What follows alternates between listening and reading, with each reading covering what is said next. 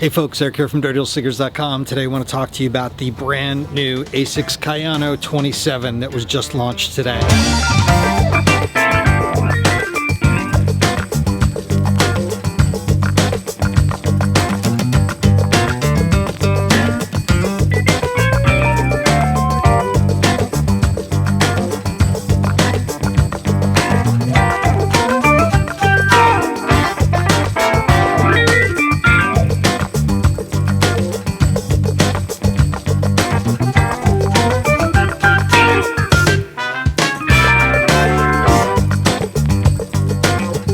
First, as always, let's get into the basics. This is a stability shoe, which means if you are, well, what they call overpronating, then this is going to be the shoe for you. So between the ASICS Trussic system and the dynamic DuoMax, which is really just a harder, a bit of a stiffer midsole, it's going to help you sort of land your foot flat as opposed to coming in twisted up like that. These are definitely on the heavier side. They're going to come in at just over 11 ounces for a men size 10. On the men's shoe, there's a 10 millimeter drop from the heel to the forefoot, and for the women's, there is a 12 foot.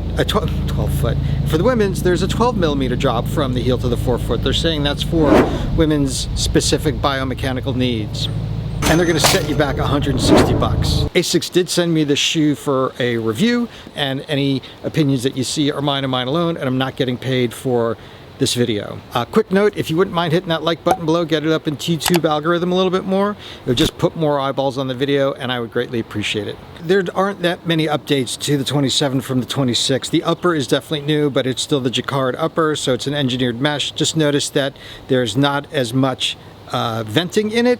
ASICS did say that there is more space in the knitting this time, so it's going to have that same breathability. It's just not going to look more vented. So you're going to have the exoskeleton heel clutch there, and that in combined with the really well padded heel cup and the padded tongue is going to keep your foot really well locked in there. ASICS is using the specially shaped gel in the heel again.